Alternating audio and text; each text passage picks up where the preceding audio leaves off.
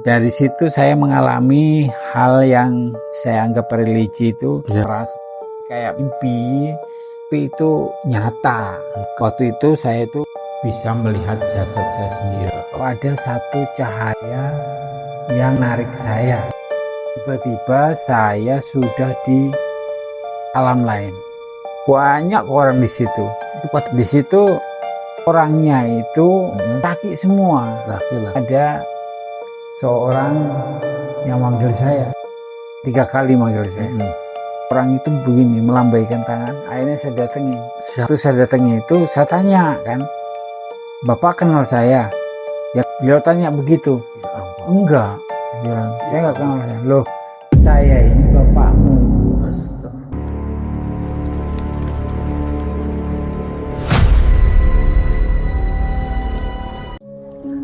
Selamat malam.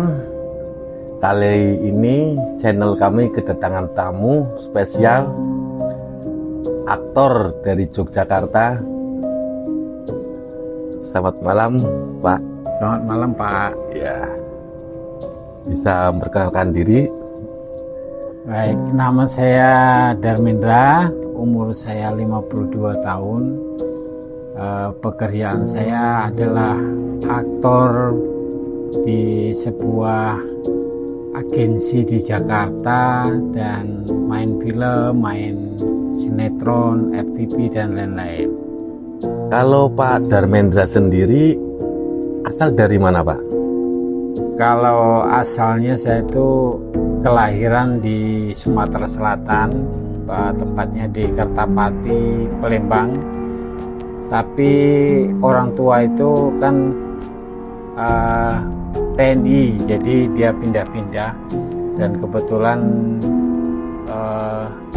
masa pensiunnya itu di daerah Lampung. Jadi saya dari SD, SMP sampai menengah atas itu saya di Lampung. Oh, sampai dewasa, sampai remaja ya, Pak ya, di Lampung ya. Oke. Terus Pak Mendra di sini mau bercerita ya tentang pengalaman kemarin kejadian ya. Itu awalnya gimana, Pak? Ya, ini buat inspirasi teman-teman semua.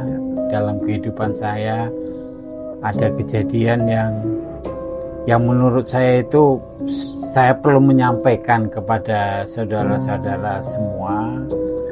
Ya, istilahnya itu untuk apa ya, introspeksi diri ya.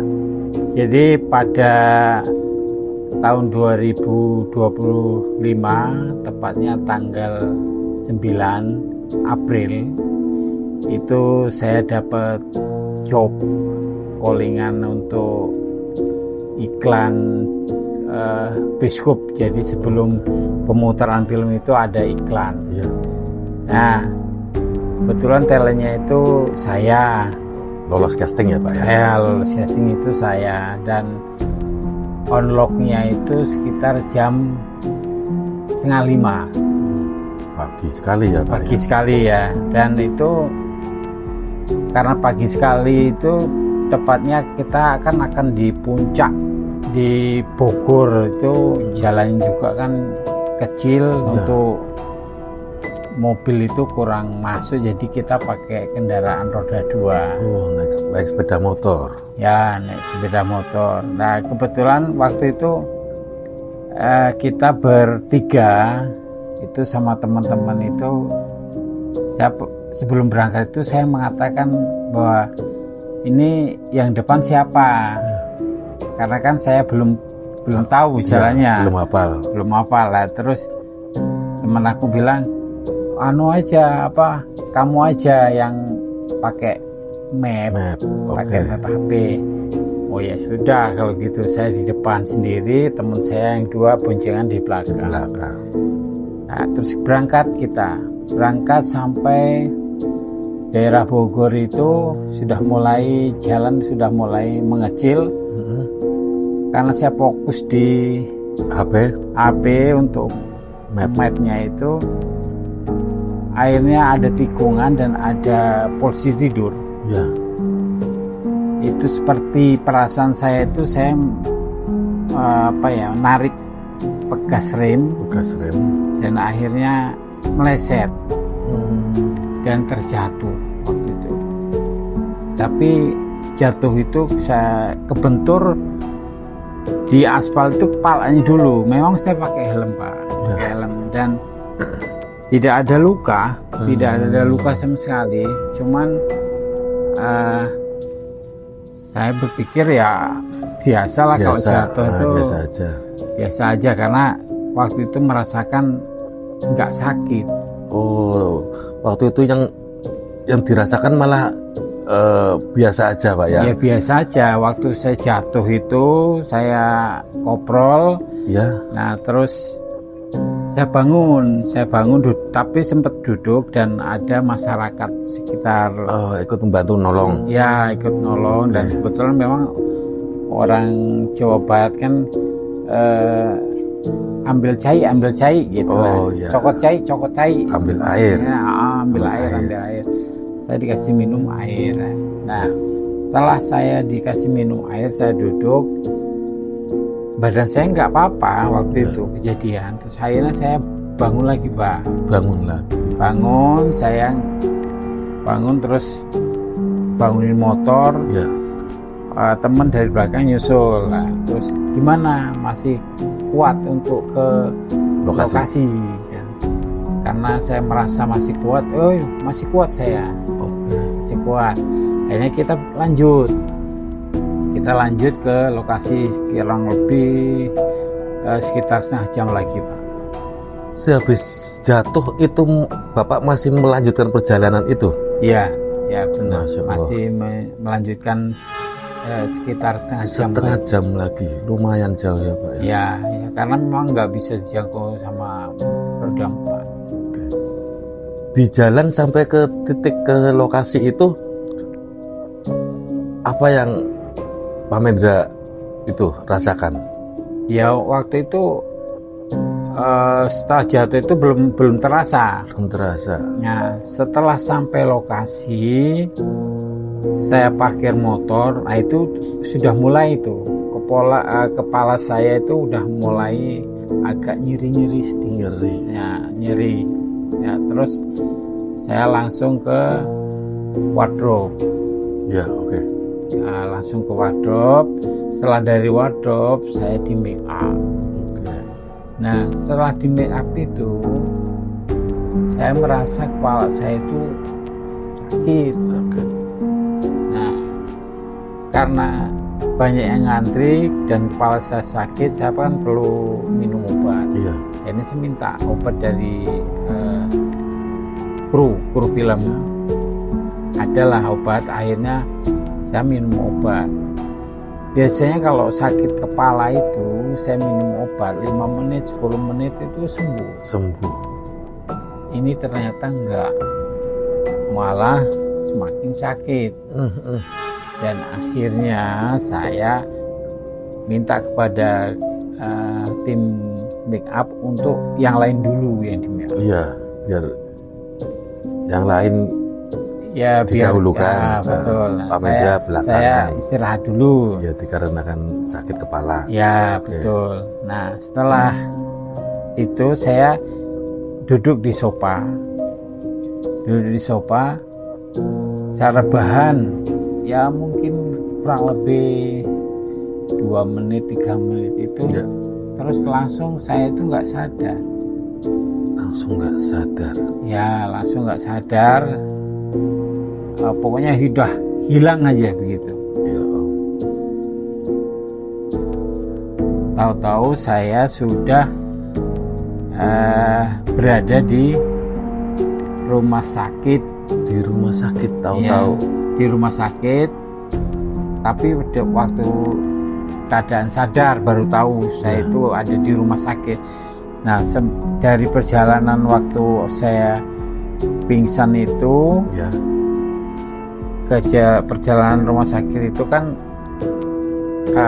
saya tidak tahu, cuman cerita dari teman itu waktu saya pingsan itu teman saya bilang bahwa kamu itu bukan pingsan, kamu tuh koma, karena kalau pingsan posisi saya pingsan itu bukan orang kayak pingsan, jadi ngorok. Jadi kayak orang tidur ngorok, terus ngompol di celana. Iya. Nah, jadi kru film yang paham dengan tahu keadaan, kondisi, betul itu, terus langsung melarikan aku ke rumah sakit. Nah, di rumah sakit itu dalam keadaan koma itu kan apa ya? Koma itu kan lama tuh. Cuman saya nggak tahu. Cuman perjalanan saya itu di ruang ICU itu kan nggak ada, cuman nggak bisa masuk kan, cuma dari kaca aja. Keterbatasan itu, terbatasan yang jenguk. Betul. Nah, waktu informasi saya itu katanya sekitar 20 harian itu saya koma. Tapi waktu saya di ICU itu ada cerita perjalanan lagi yang saya anggap itu religi ya bagi saya. Membentuk saya jadi takut mati. Terus ingat dosa kita. Gitu, Pak. Oke. Berarti menurut teman-teman ya, berarti semua ya yang itu kesaksian teman-teman, berarti Pak Mbendra ini sudah koma 20 hari ya? Ya, kurang lebih segitu. Lama. Itu rumah sakit mana, Pak? Itu di daerah Bogor.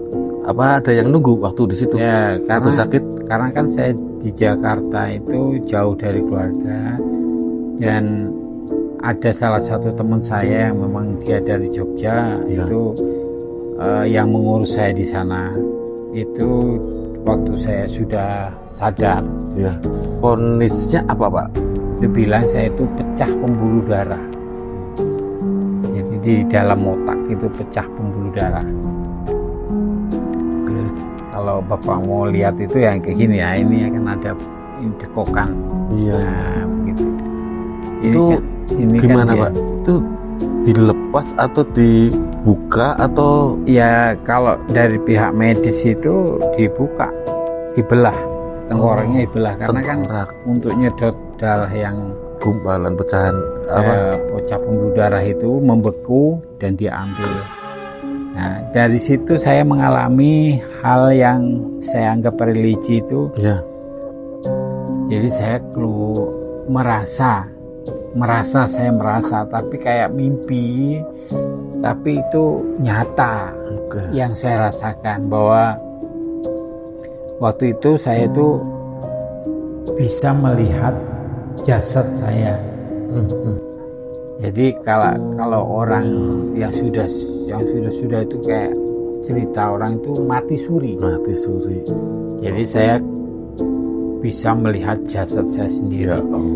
Nah, setelah saya melihat jasad sendiri itu, selang itu ada 3 di mulut saya, terus di sini ada banyak kabel-kabel itu. Ventilator ada. Tangan itu diikat. Kaki diikat, mungkin karena kalau saya sadar kan terus berontak, sakit. Ya, mungkin juga gitu. Nah, saya bingung, saya kok ini kok jasad saya kok ada di sini. Masya Allah. Nah, setelah saya melihat jasad saya itu ada satu cahaya yang menarik saya. Tiba-tiba saya sudah di alam lain. Perasaan saya itu kayak ya seperti di Madinah, di Mekah itulah modelnya begitu, tapi ini lebih cantik lagi, lebih bagus lagi, dan banyak orang di situ.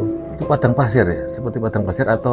Enggak, dia bangunan putih, bangunan putih tapi bagus itu. Ya. Nah, di situ tapi orangnya itu laki-laki semua. Nah, nggak ada perempuan. Ramai betul di situ. jalannya itu peruisan. Saya pas sampai situ bingung kan, bingung Pak. Jadi saya ditabrak dari depan, dari samping, jadi bingung tuh. Nah, dalam kebingungan itu saya nengok kanan, nengok kiri, akhirnya ada seorang yang manggil saya, Mindra, 3 kali manggil saya. Saya bingung, kok ada segini banyaknya orang, kok ada yang kenal. Iya. Saya bingung, saya cari, akhirnya orang itu begini melambaikan tangan, akhirnya saya datengin. Siapa beliau? Nah, waktu saya datengin itu saya tanya kan, Bapak kenal saya? Ya kenal. Emang kamu gak kenal saya? Beliau tanya begitu. Ya. Enggak, dia bilang, saya gak kenal saya. Loh, saya ini bapakmu. Astagfirullah. Jadi waktu itu saya bingung, kok bisa gitu loh. Iya. Itu di waktu itu di alam bawah sadar itu sosok Bapak wajahnya, maaf ya, muda, tua, atau ya yang saya lihat itu setelah dia mengucapkan bahwa dia itu bapak saya, ya. Akhirnya saya tanya kan, bukannya bapak saya itu sudah tua? Iya. Nah, dia bilang, Bapak, semua orang yang di sini itu muda semua. Oke. Ya, saya bilang, Bapak kan waktu meninggal itu sudah tua, kok di sini muda semua. Nah, Ya. jadi saya teringat di Al-Quran itu menceritakan bahwa orang yang sudah masuk ke alam lain itu dia akan muda lagi. Betul, saya juga pernah dengar berita itu. Terus maaf itu Pak Menda, waktu di alam sana ya Pak, Ya, selain bisa melihat jasad sendiri, terus bisa melihat, bisa ketemu Bapak, terus ada peristiwa apa lagi Pak selain itu? Apa ketemu siapa atau? ya, setelah saya tahu bahwa itu bapak saya, akhirnya bapak saya bilang, kamu ngapain di sini? Gitu. Saya nggak tahu Pak, tahu sudah ada di sini. Nah, terus bapak bilang, kamu kalau ada yang kamu cari, cepat, kalau sudah ketemu kamu pulang, karena kamu belum waktunya sampai sini. Nah, saya bingung kan, apa ini tempat yang diceritakan di Al-Quran atau gimana, pokoknya saya waktu itu bingung. Nah, terus bapak nyuruh, cepat pulang kamu. Ya Pak, saya bilang, saya mau pulang, tapi saya bingung pulangnya gimana gitu loh. Pulang gimana? Akhirnya saya tinggalin bapak, saya jalan lagi sampai akhirnya ada seorang Habib. Saya kenal Habib itu, Habib yang nasional lah, udah terkenal lah. Itu manggil saya pakai bahasa Arab. Dia manggil saya ahwat.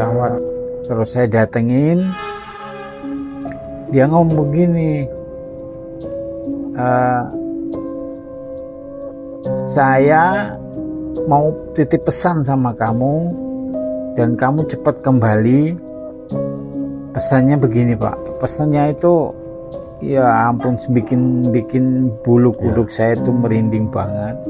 Dan ini buat inspirasi orang banyak, bahwa saya pesan buat kamu, senakal-nakalnya kamu, sebejat-bejatnya kamu, sependosa-pendosanya kamu, jangan tinggalin sholat 5 waktu. Waktu saya mendengar itu langsung saya merasa terharu, ya Allah, kok begini banget pesannya itu selalu membuat saya merinding dan masuk ke relung hati saya. Saya bilang, iya Habib, saya akan selalu ingat pesan Habib dan cepat pulang. Nah, setelah dia pulang, setelah dia ngomong kayak gitu, saya langsung ada cahaya yang narik saya lagi. Setelah masuk narik lagi, tahu saya sudah ada di satu ruangan ICU lagi, dan saya melihat jasad saya lagi. Nah, setelah itu, karena saya sudah melihat jasad saya masuk. Nah, masuk, perasaan saya itu, saya sudah masuk itu harusnya kan sadar. Harusnya sadar, tapi waktu itu belum sadar. Kalau menurut ceritanya anak saya itu belum sadar. Nah, entah itu berapa hari, karena komanya kan ceritanya itu sampai 20 harian, kan lama banget. Sedangkan perjalanan saya ke alam lain itu kayak cepet, kayaknya cepet Pak. Menit. Bener. Nah, terus sadar saya. Setelah sadar saya itu belum bisa melek ya Pak. Cuman dengar anak saya itu manggil ayah. Waktunya sholat subuh ayah gitu. Nah, akhirnya dengar saya, tapi belum sadar. Tapi emang anaknya Pak Mendra ada di rumah sakit itu? Ada, karena memang setiap hari apa itu dia datang untuk jenguk saya. Nah, terus setelah mendengar itu, akhirnya saya sadar benar. Dan setelah sadar itu, nggak lama kemudian saya dipindah ke Bangsal. Setelah sadar itu, indera keenam saya itu tahu-tahu terbuka, dan saya bisa melihat makhluk yang nggak kayak makhluk kasat mata yang di daerah rumah sakit itu. Ya, itu satu keberuntungan juga buat saya, bahwa hidayah juga bahwa saya merasakan perjalanan religi saya sampai saya dapat pesan yang untuk kehidupan saya ke selanjutnya. Dan setelah itu saya merasakan bahwa saya takut mati. Jadi setelah saya sadar dan perawatan di Bangsal, saya akhirnya melakukan apa yang diperintahkan saya jalani gitu. Pak Mendra, itu maaf sebelumnya, biasanya kalau sudah pernah seseorang sudah mengalami pecah pembuluh darah, emang biasanya sih untuk kembali lagi sembuh seperti semula emang agak lama lah mungkin. Tapi kok saya lihat Pak Mendra kok bisa kembali seperti semula. Pengobatannya gimana? Jadi setelah saya sadar dan dipindah ke Bangsal, jadi keluarga memutuskan, terutama adik saya yang di Lampung, untuk membawa saya ke Lampung. Nah, pengalaman adik saya ada juga tetangga ya beda RT, itu kejadian juga kayak saya, pecah pembuluh darahnya. Dan waktu itu dia nggak bisa jalan dan nggak bisa ngomong, persis kayak saya juga kan nggak bisa jalan Pak. Pak Mendra dulu gitu ya? Mati swaro badan saya, jadi kaki itu nggak bisa digerakkan, dan ngomongnya juga celat. Seperti stroke gitu? Ya, kayak stroke gitu. Nah, terus setelah sampai dibawa ke Lampung pakai ambulan itu, dari rumah sakit ke Lampung, itu adik saya bilang bahwa akan dipanggilkan semacam terapis, terapis itu yang biasa dia menangani pecah pembuluh darah. Dan kebetulan didatangkan betul, dan terapis itu bilang bahwa dia datang, dia ngecek kondisi tubuh, tulang-tulang, dan dia bilang bahwa Mas nggak usah khawatir, bahwa nanti kita 6 kali pertemuan itu Mas bisa jalan, saya jamin bisa jalan. Itu. Nah, saya happy kan Pak. Iya. Saya happy karena Sugestinya masuk lah. ya Oke. yang saya tahu itu penyakit saya ini banyak yang dialami itu lama banget Pak. Iya, lama. Bisa bertahun-tahun Betul. Pak. Iya kan. Betul. Sampai artis nasional juga aja ada yang begini sampai nggak bisa jalan, iya, bisa ngomong dan kan sampai Pak. sekarang. Nah sampai sekarang belum sembuh kan. Iya. Nah terus setelah bilang begitu saya happy, ya mungkin karena saya merasa apa ya, nah hati saya itu happy, Iya. bisa sugesti untuk sembuh cepat. Sehat kembali semua. Nah akhirnya terapi, dan terapi itu ada penangannya ada 4 itu, setrum, bekam, Ya. terus cucuk jarum sama pijet Pak. Jadi saya ditangani itu sampai 6 kali pertemuan. Berapa bulan, berapa tahun?